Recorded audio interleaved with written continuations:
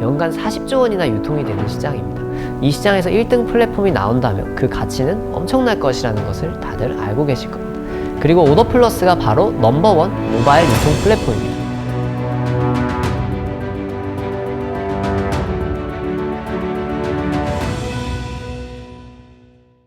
안녕하세요. 엑스바엑스 대표 박상진입니다. 저희는 식당 사장님들을 위한 식자재 유통중개 플랫폼 오더플러스를 서비스하고 있습니다. 대한민국 최대의 식재료 유통 네트워크를 가지고 있고요. 삼성 웰스토리, CJ프레쉬, 현대 그린푸드와 같은 대기업부터 중소유통 식자재 상인분들, 또 각 카테고리별 전문 업체들을 한 군데서 비교하고 주문할 수 있는 플랫폼을 제공하고 있습니다. 대학에 진학하고 나서 2013년도였었는데 그때 선배님이 모바일 벤처붐이 다시 일어났는데 지금을 놓치면 10년을 기다려야 될 수도 있다. 지금 해야 되지 않겠냐? 정말 지금이 때인가 보다 하고 이제 시작을 하게 됐었고요. 처음에 무엇을 해야 될지조차 모르고 많이 고민을 하다가 마셨던 맥주를 평가하면은 이 맥주 드시면 좋아하시겠네요 라고 맥주도 추천해주고 맥주집도 추천해주는 서비스 오마이비어라고 하는 서비스를 그때로부터 1년이 지난 2014년에 처음 오픈을 하게 됐었습니다.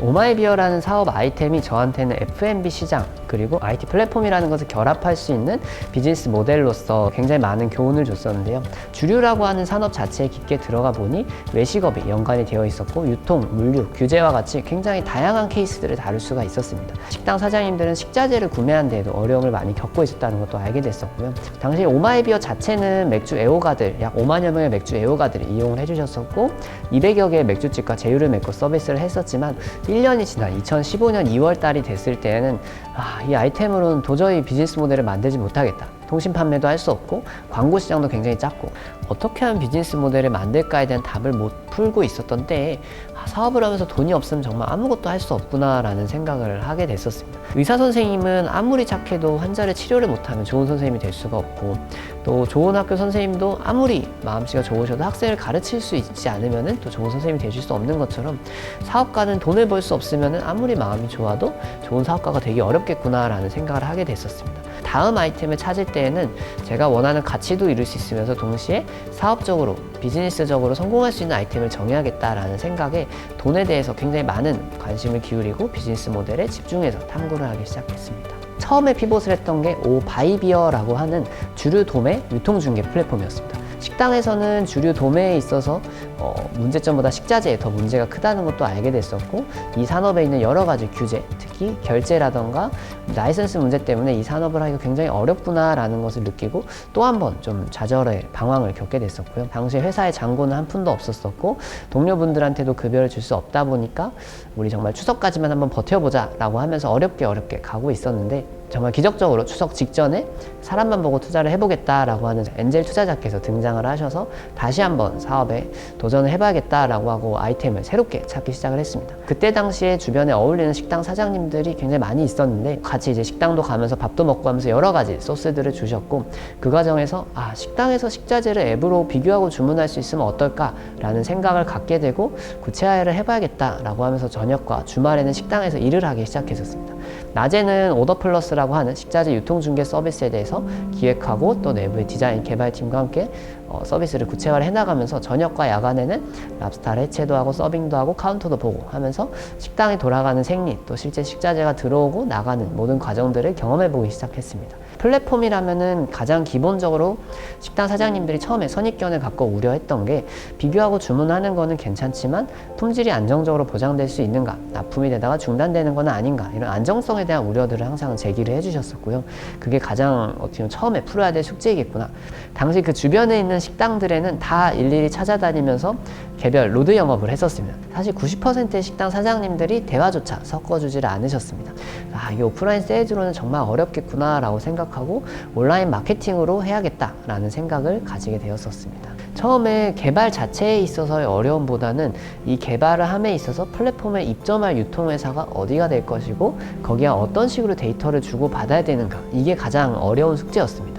당시에 제가 국내에 있는 여러 중소기업, 대기업에도 연락을 해봤지만 쉽게 만나주지도 않았었고 이 컨셉에 대해서 이해를 하는 것도 굉장히 어려워하셨습니다. 공식적으로 식자재가 납품이 들어가게 된 것은 아모제 푸드 시스템이라고 하는 중견 식자재 유통업체가 저희 플랫폼에 입점하면서 거래가 시작이 됐습니다.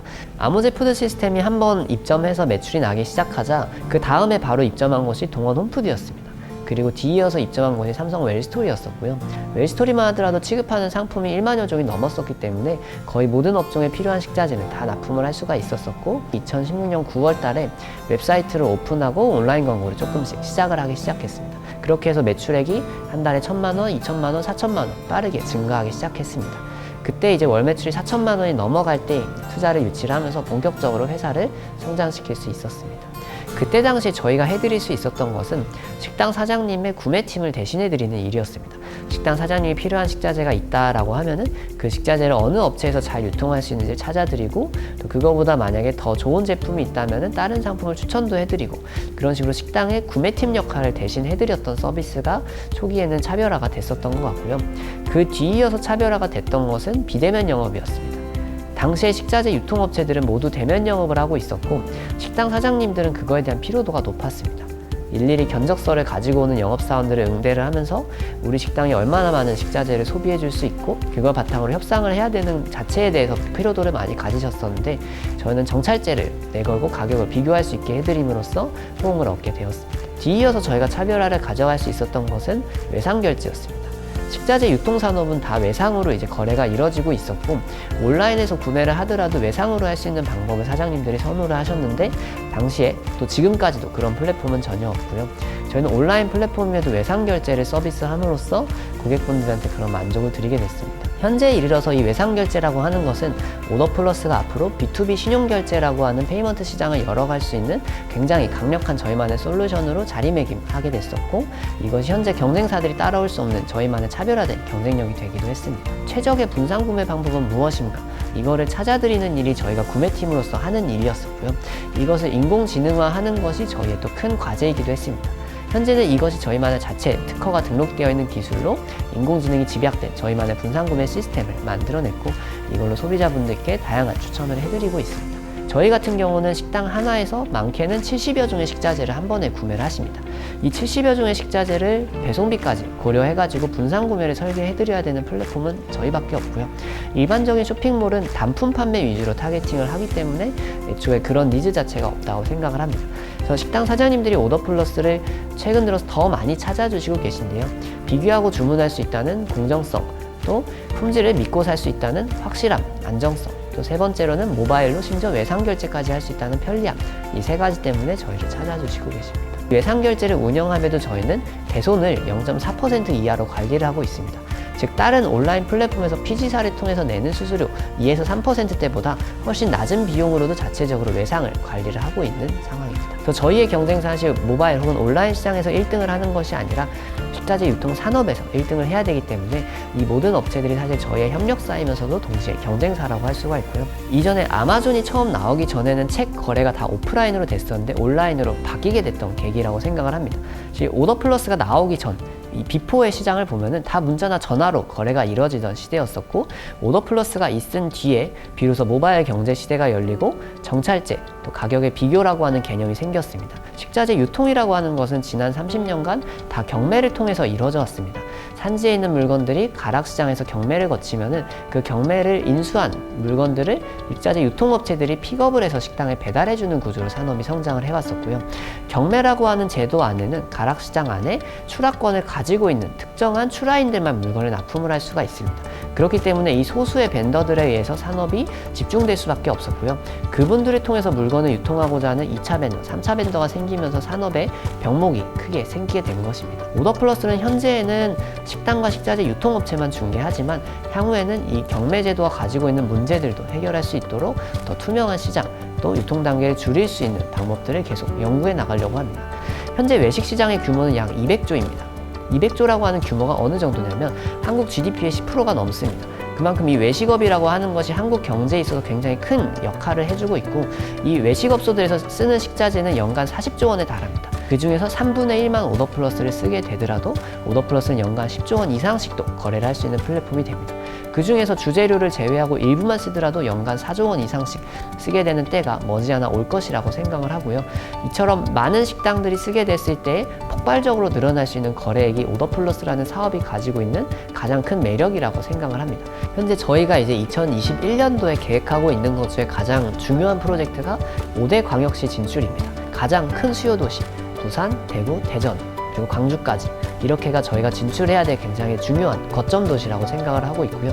내년도에 이 거점 도시를 진출하게 되면은 저희는 도시로 진출하는 프로젝트를 하나의 셀로 만들려고 합니다. 그 말은 실제 저희 본사에서 CS부터 컴퓨터 전산 처리나 이런 것들은 모든 것은 다 하고 현지에 있는 유통업체만 발굴하면은 모든 것이 운영될 수 있는 시스템을 만들려고 하고요. 이렇게 되면은 전 세계 어디든지 도시 단위로는 충분히 진출할 수 있게 되는 때가 올 거라고 생각을 합니다.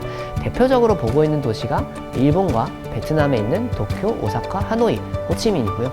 이 도시들에는 한인 식당이 굉장히 많기 때문에 오더플러스 앱 자체의 언어를 바꾸지 않더라도 한인 식당과 한인 식자재 유통업체를 중개하면서 시장에 처음 진입할 수 있을 거라고 생각합니다. 본엔젤스에 저희가 투자를 받을 때가 2017년 1월이었습니다. 그때 당시에 저희 매출은 1,000만 원, 2,000만 원, 4,000만 원 매달 빠르게 성장하고 있었는데 반대로 회사의 통장 잔고는 0원을 향해서 가고 있었습니다. 당시 2017년 1월 달에는 만약에 그때 본엔젤스에 투자금이 들어오지 않았다면은 직원분들의 월급이 밀릴 수도 있는 상황이었었는데 다행히도 월급날 전에 투자금이 들어와서 문제없이 회사를 운영할 수 있었고요. 똑같은 문제가 그 다음 해에 또다시 일어났었습니다. 매출과 그래프는 계속해서 올라가고 있는데 회사의 금액은 충분하지 않았었고 회사의 잔액이 부족해지던 시점에 팁스에 선정이 되고 서울산업진흥원과 개인 투자자로부터 투자를 유치하면서 위기를 넘길 수가 있었고요. 이 문제가 다시 반복되지 않았으면 좋겠다라고 생각했지만 그 다음에 프리 A 단계를 할 때 또 시리즈 A 단계를 할 때에도 마찬가지의 문제가 있었습니다. 그래서 이러한 문제들이 일어날 때 사실은 당연히 미리부터 문제를 알고 해결하고 싶었지만 사실 스타트업이 원하는 시기에 지표를 내는 것보다 항상 늦어지는 경우가 생기는 것 같아요. 그 부분이 가장 아쉽고 또 두려운 점이고요. 현재도 어떻게 하면 목표한 지표를 초과 달성할 수 있을까, 빨리 할 수 있을까에 대한 어떤 부담감 또 무게감이 가장 큰 두려움인 것 같습니다. 이 두려움을 극복하기 위해서 항상 더 조직을 빠르고 기민하고 개방적인 조직으로 바꾸기 위해서 많은 노력을 하고 있습니다. 코로나19라고 하는 것은 모든 분들이 알다시피 외식업체에 있어서 가장 큰 위기였었고 오더플러스가 맞이한 가장 큰 위기이기도 했습니다. 상반기에 저희가 진행하고 있던 투자 건들도 모두 다 결렬이 됐었었고 과연 이 위기를 오더플러스가 극복할 수 있을 것이냐에 대한 도전도 굉장히 많았습니다. 네, 이러한 코로나19의 위기가 오히려 저희에게는 기회로 작용한 점도 있었는데요. 식당 사장님들께서 식자재 비용을 조금이라도 절감하기 위해서 더 저렴한 식자재를 살 수 있는 방법은 없을까? 라고 관심을 가지시기 시작했었고 또 오프라인에서 도매 시장을 가시던 분들이 비대면으로 식자재를 살 수 있는 방법은 없을까를 고민하기 시작하시면서 저희의 고객 수 그래프가 J커브를 그리기 시작한 때가 되기도 했었고요. 사실상 저희의 매출액 그래프로 보면은 작년 4, 4분기가 J커브의 시작점이었습니다. 작년 9월 달부터 저희가 본격적으로 마케팅을 확대하면서 매출액 그래프가 굉장히 가파르게 올라가기 시작했었는데요. 매출액 그래프는 12월을 정점으로 해서 1월에 코로나가 시작되면서 많이 감소를 했었고 3월 달 또 그리고 올해 8월 달에 코로나 2단계가 되면서 더 정체가 되기 시작했었습니다. 하지만 고객 수 자체는 여전히 현재까지도 J커브를 그리면서 빠르게 성장을 하고 있고요. 그 일례로 작년 이맘때에 주간 가입자가 50개 정도의 식당이었던 것이 현재는 300개, 또 많은 주간에는 400개를 넘기도 합니다. 즉 주간 가입자 수가 5배에서 많게는 8배 이상도 증가하는 J커브를 그리기 시작을 했었고요. 현재 그래서 저희가 안고 있는 가장 큰 숙제는 어떻게 하면 더 많은 식당 사장님들이 오더플러스의 회원이 되게 만들고 또 회원분들이 어떻게 하면 구매를 하실 수 있게 할지 그것을 늘려야 되는 시점이라고 생각을 합니다. 지금 저희를 찾아주시는 많은 고객분들, 식당 사장님들을 늘리고 회원 수를 확보하는 것이 현재 저희가 위기를 극복할 수 있는 또 그 다음을 준비할 수 있는 그 다음에 정말로 매출액이 J커브를 넘어서서 수직 상승할 수 있게 만드는 가장 중요한 준비라고 생각합니다. 저희가 오더플러스라는 서비스가 코로나가 있기 전과 후가 사실 많은 변화가 있었는데요. 전을 예로 말씀을 드리면은 처음에 한 번 물건을 구매하신 고객분들 중에서 76%는 3개월이 지나도 계속 서비스를 이용하셨고 50%는 12개월이 지나도 서비스를 이용하셨습니다. 평균적으로 보면은 18개월 정도의 구매 기간이 나오게 됐었고 한 분의 고객분을 저희가 유치를 하면은 그 고객분은 매월 200만 원씩 18개월 3,600만 원어치의 식자재를 저희로부터 구매를 하셨습니다.